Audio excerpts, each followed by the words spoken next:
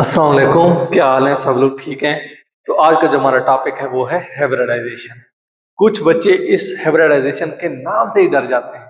असल में उन्होंने स्कूल में ये अच्छे से समझा नहीं होता या टीचर ने अच्छे से समझाया नहीं होता, तो कहीं पे कोई मसला होता है तो इस वजह से उनको ये समझ नहीं आता और वो बिल्कुल डरे रहते हैं। तो हमने आज इसको अच्छे से समझना है और बिल्कुल आप लोगों का डर हमने खत्म करना है। तो हाइब्रिडाइजेशन का अगर हम सिंपल लफ्ज का मतलब समझे, इसका मतलब ये है मिक्सिंग अप। मतलब क्या है? मिक्सिंग अप मतलब मिक्स करना, सिंपल अल्फाज में ये है। ठीक है, अब देखते हैं ये क्यों आई, ये क्या बात है। आपको पता होना चाहिए केमिस्ट्री में कुछ चीजें हैं। फॉर एग्जांपल कि आपको कोई ऐसा कंसेप्ट होगा कि उसका मतलब ये है कि ये ऑलरेडी दुनिया में पाया जाता है, फिर केमिस्ट उसके बारे में अपनी थ्योरी देते हैं कि ये क्यों हुआ होगा। बात समझ आ रही है?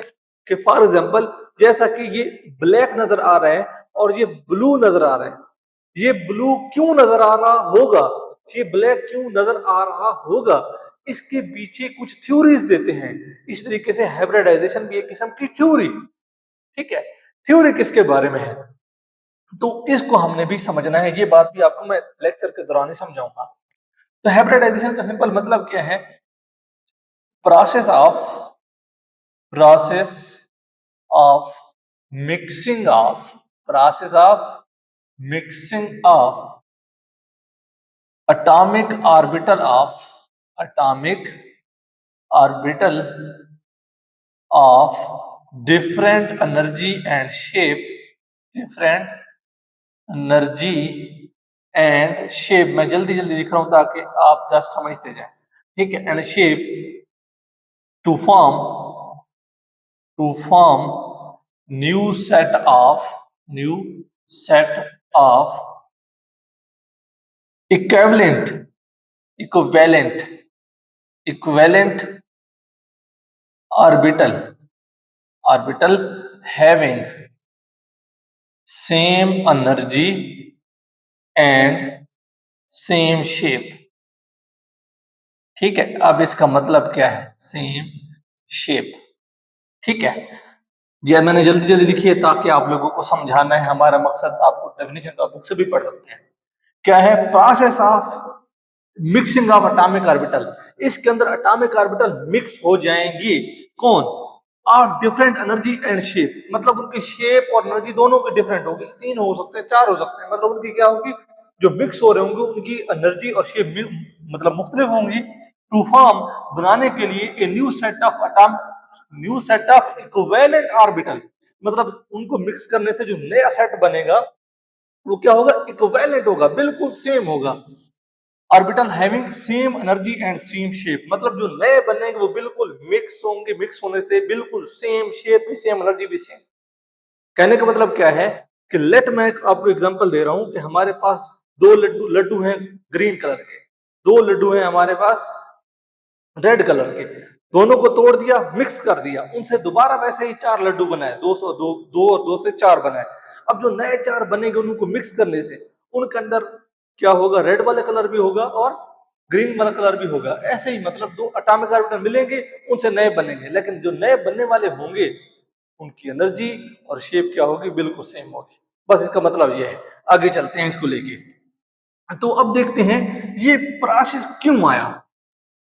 याद रखो कि अगर हम कार्बन को देखें ना, कार्बन का एटॉमिक नंबर है 6। एटॉमिक नंबर 6 है, इसके वैलेंस शेल इलेक्ट्रॉनिक कन्फर्मेशन लिखे तो इसकी वैलेंस शेल इलेक्ट्रॉनिक कन्फर्मेशन आती है 2s।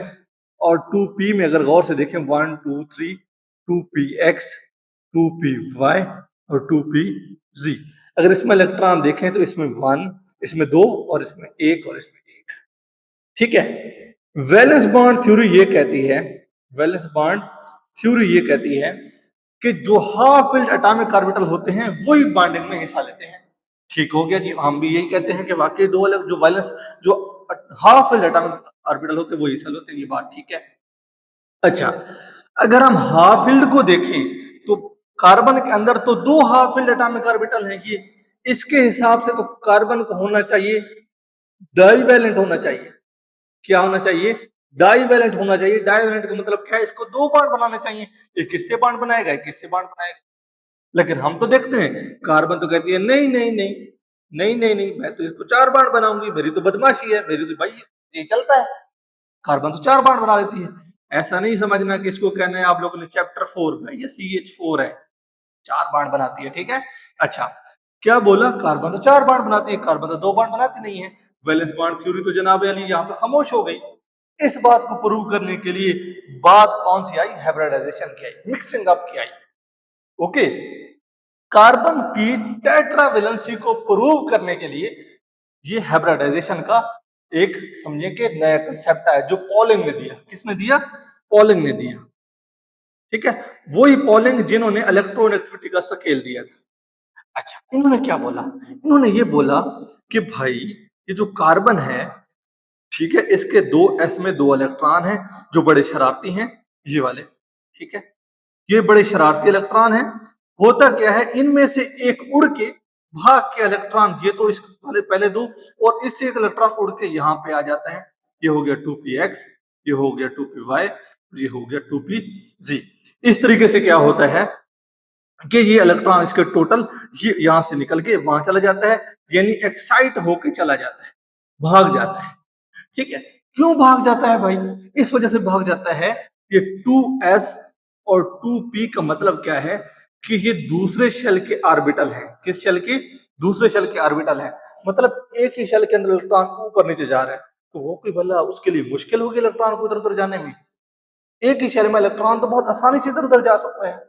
इस वजह से हम कहते हैं कि यहाँ पर एनर्जी की मिकदार बहुत कम चाहिए होगी, वो भी हम किसी किसी तरीके से बना लेंगे, कैसे बनती है एनर्जी। अच्छा, तो हुआ क्या, इलेक्ट्रॉन ऐसे उड़ के वहां पे चला गया, एक्साइट होके वहां पे चला गया। अब देखो गौर से, तो कार्बन कितने बाण बना सकती है, 1 2 3 4, ठीक है। अब 4 बाण बना सकती है। मजीद एक बात मैं यहाँ पे स्किप करने लगा हूं क्योंकि वो बहुत डिटेल्ड कंसेप्ट हो जाएगा। सादा अल्फाज में ये है कि यहाँ पे कार्बन के जो चारों बाण हैं, एक तो है ही ये 4 बाण है, और सारे के सारे बिल्कुल सेम है, बिल्कुल जैसे इसकी बाण लेंथ, जो इसकी एनर्जी सेम, इसकी उतनी बाण लेंथ, बाण एनर्जी, इसकी भी बाण लेंथ उतनी, बाण एनर्जी इसकी भी बाण लेंथ उतनी, बाण एनर्जी उतनी, चारों एक दूसरे के बिल्कुल इक्वल है, ठीक है। इस बात को प्रूव करने के लिए टेट्रा टेट्रा टेट्रा इक्विवेलेंसी, ठीक है, इसकी जो बाण है 4 भी है और इक्विवेलेंट भी है। इस बात को प्रूव करने के लिए कार्बन ने क्या किया, कार्बन ने क्या की, हाइब्रिडाइजेशन की। क्या की, शाबाश, हाइब्रिडाइजेशन की, ठीक है। अब हम इसको समझते हैं हाइब्रिडाइजेशन कैसे होता है। ओके, ये हमारे पास है एक्साइटेशन, हाइब्रिडाइजेशन नहीं है, ये क्या है, एक्साइटेशन। हाइब्रिडाइजेशन कैसे होगी, अच्छा, हाइब्रिडाइजेशन हमने पढ़नी है 3 किस्म की, sp3, sp2 और sp। मैं यहाँ पे sp3 डिस्कस करूंगा, sp2 उससे अगले लेक्चर में, और sp3 sp सबसे आखिरी वाले लेक्चर में। अच्छा, तो sp3 हाइब्रिडाइजेशन को मैं डिस्कस करने लगा हूं। होता क्या है sp3 हाइब्रिडाइजेशन में, मैंने बोला ना, एटॉमिक ऑर्बिटल मिलते हैं जिनकी एनर्जी और शेप मुख्तलिफ होती है, उनसे नए हाइब्रिडाइज ऑर्बिटल बनते हैं, इसकी शेप और एनर्जी सेम होती है। इसी तरीके से जब sp3 हाइब्रिडाइजेशन हम कर रहे हों, क्या, sp3, यहाँ पे s की पावर 1 है, याद रखो ये sp3 s की पावर 1 और p की पावर 3 ये बता रहे हैं कि कितने s और कितने p मिल रहे हैं। अक्सर बच्चे यहाँ पे भूलते हैं, वो गलती कौन से करते हैं ये भी देखते हैं।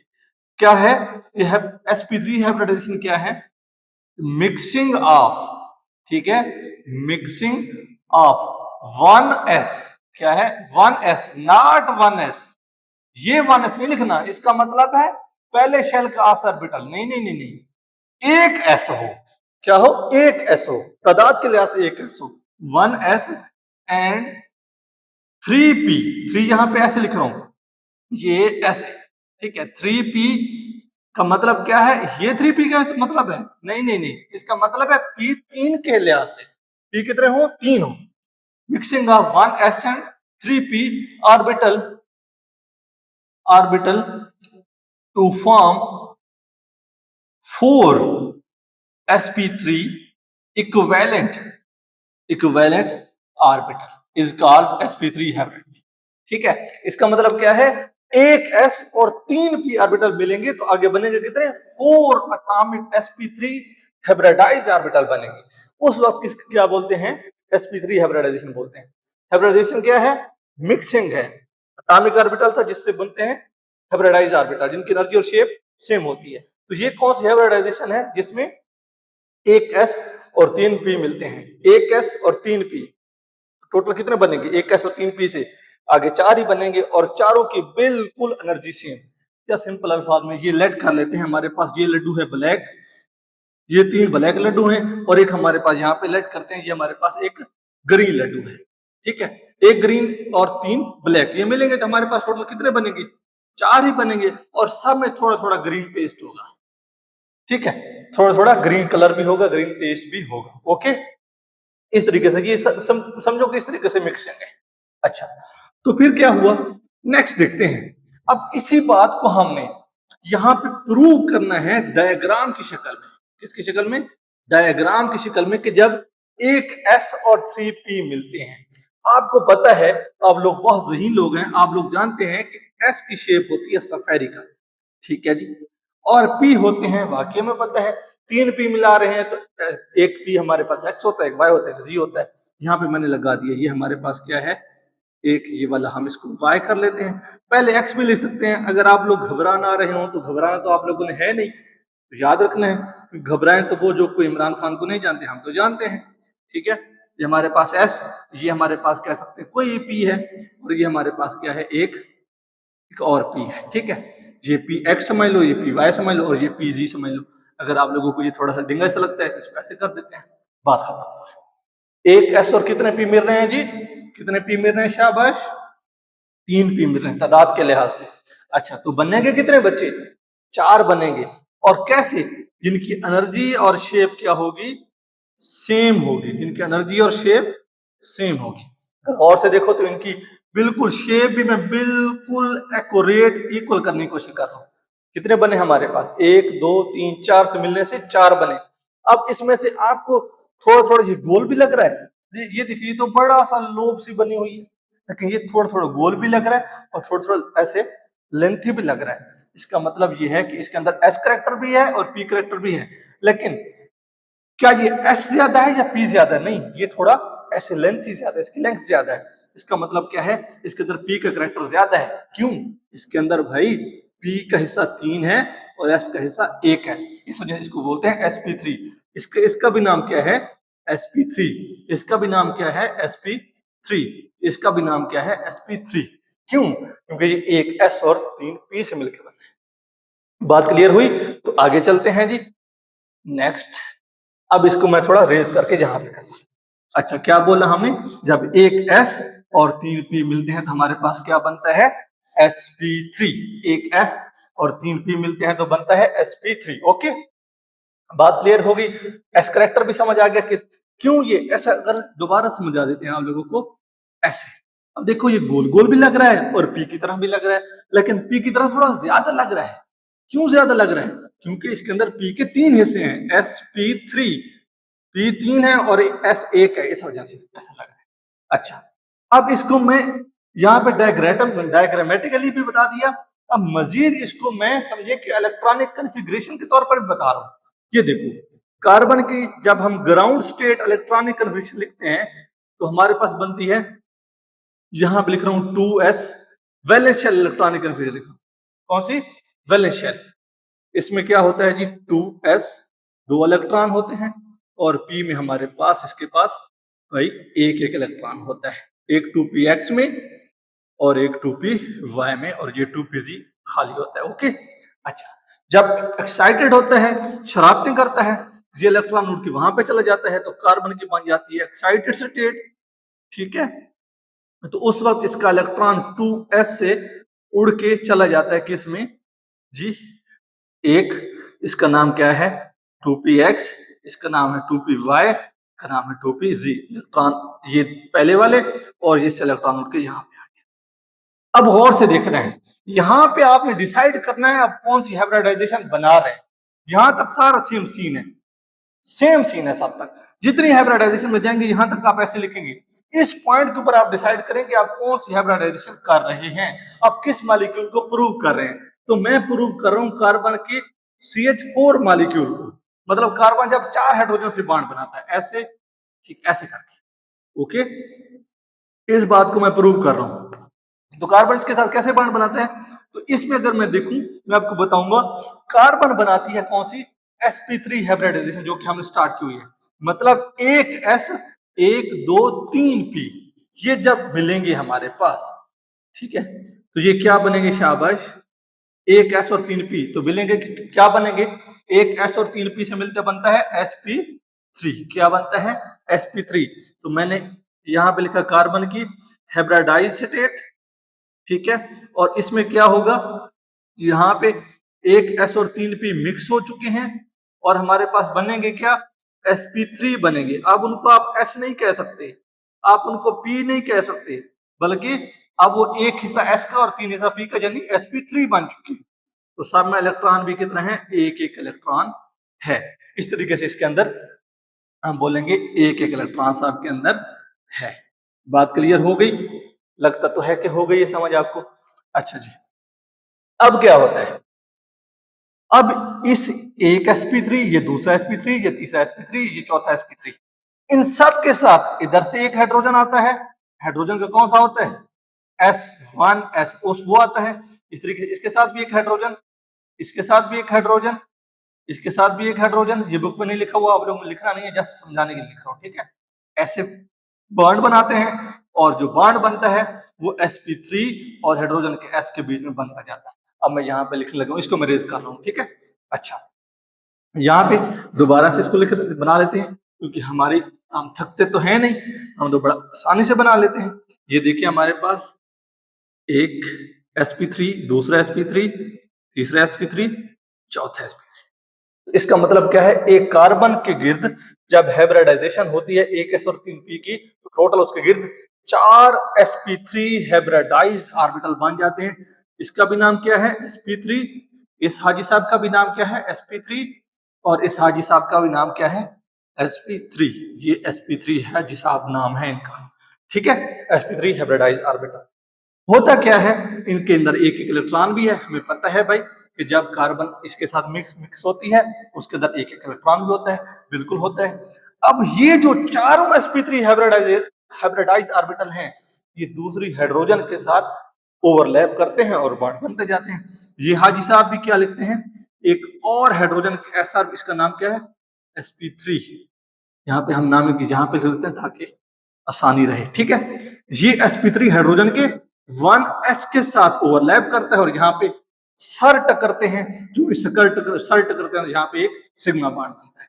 ये भी एक और हाइड्रोजन के s ऑर्बिटल के साथ बॉन्ड बनाता है, तो हमारे पास बन जाता है कौन सा, sp3 और s के बीच में ओवरलैपिंग हुई और जनाब यहाँ पे एक सिग्मो बॉन्ड बन जाता है। ये भी sp3 है, एक और हाइड्रोजन s के साथ ओवरलैप करता है और यहाँ पे बॉन्ड बनता है जिसका नाम है सिग्मो। यहाँ पे हाइड्रोजन का s, हाइड्रोजन का क्यों s, अगर हम हाइड्रोजन की इलेक्ट्रॉनिक कन्फर्मेशन लिखे तो होती है 1s1। इसका मतलब है इसका s में इलेक्ट्रॉन होता है, इस वजह से इसका s जाके ठक करके लगता है, ठीक है। इस तरीके से भी हाइड्रोजन का s, और यहाँ पे s और sp3 के बीच में बॉन्ड, s और sp3 के बीच में बॉन्ड, s और sp3 के बीच में बॉन्ड। बात खत्म हो गई। अब इसको अगर गौर से देखो, कार्बन एक sp3 और हाइड्रोजन का s, sp3 s, sp3 s, sp3 s, इस तरीके से कार्बन 4 हाइड्रोजन के साथ बॉन्ड बना के एक टेट्राहेड्रल 4 कोनों वाली शक्ल बना लेता है, 1 2 3 4, और जहां पे एंगल होता है वेरी इंपॉर्टेंट 109.5 डिग्री एंगल होता है, ठीक है। ये हमारे पास कौन सी बन गई, एक कार्बन की हाइब्रिडाइजेशन वाली sp3 हाइब्रिडाइजेशन वाली स्टेट बन गई। अब लास्ट वाली बातें हैं कुछ इंपॉर्टेंट, वो समझनी है। वो कौन सी बात है जी, एक बात ये है, अब जो इसका स्ट्रक्चर है वो टेट्राहेड्रल स्ट्रक्चर है। कौन सा, टेट्राहेड्रल स्ट्रक्चर है, मतलब 4 कोनों वाला स्ट्रक्चर है। क्यों भाई, एक मिलता है 3 के साथ तो 4 बनता है, सारी बात है 4 वाला। अच्छा, अब गौर से देखना, अगर जब भी आपने कार्बन की इलेक्ट्रॉनिक कन्फर्मेशन, सॉरी इसकी हाइब्रिडाइजेशन चेक करनी हो तो सिग्मा बॉन्ड काउंट कर लेना। इसका सिग्मा बॉन्ड काउंट कर रहा हूं 1 2 3 4, 4 सिग्मा बॉन्ड तो हाइब्रिडाइजेशन एक कम, sp3, बस ये याद रखना है, एक कम। अगर 3 सिग्मा बॉन्ड तो हाइब्रिडाइजेशन sp2, अगर 2 सिग्मा बॉन्ड तो sp हो जाएगी, इसके मतलब एक कम बतानी है। ये शॉर्ट ट्रिक होता है इसको जानने का। अच्छा, अब नेक्स्ट चलते हैं एक और बात के ऊपर। वो बात ये है कि जब भी कार्बन के गिर्द सिंगल सिंगल बॉन्ड होंगे, कंफर्म है कि उसकी हाइब्रिडाइजेशन कौन सी है, sp3 है। जैसा कि मैं यहाँ पे लिखने लगा हूं, एक कार्बन है, ये हमारे पास हाइड्रोजन है, अगर इसमें हाइड्रोजन को हटा लूं, लेट कर रहा हूं, इस हाइड्रोजन को मैंने हटा दिया, इस कार्बन का 3 हाइड्रोजन के साथ रहा और इस हाइड्रोजन से मैंने खत्म कर दिया। एक और कार्बन मैंने ले ली, इस कार्बन का इधर sp3, एक इधर sp3, एक इधर sp3 और एक चौथा sp3। ठीक है, ये बाकी इस कार्बन ने हाइड्रोजन के साथ मतलब बॉन्ड बना लिया, और यहाँ पे कार्बन के साथ यानी sp3 का sp3 के साथ बॉन्ड बन गया। तो ये हमारे पास जो मॉलिक्यूल बनेगा, एक कार्बन के साथ पीछे 3 हाइड्रोजन, 1 2 3 हाइड्रोजन, फिर दूसरी कार्बन, उसके बाद पीछे 3 हाइड्रोजन, ये हमारे पास स्ट्रक्चर बनता है इथेन का। किसका? इथेन का। इसके अंदर 2 टेट्राहेड्रल स्ट्रक्चर होते हैं, एक ये और ये टेट्राहेड्रॉन स्ट्रक्चर होता है, जिसमें हेड्रल ज्यादा होते हैं। ये 2 टेट्राहेड्रॉन है, एक ये और ये। ठीक है, तो आप इसके बाद एक और कार्बन बनाए, तो ऐसे हटा के उस कार्बन का आगे और कार्बन के साथ बॉन्ड बनाते जाएंगे। हमारे पास अल्केन की जितनी टाइप्स हैं, इथेन है, प्रोपेन है, ब्यूटेन है, पेंटेन है, हेक्सेन है, सब में क्या है, sp3 हाइब्रिडाइजेशन है।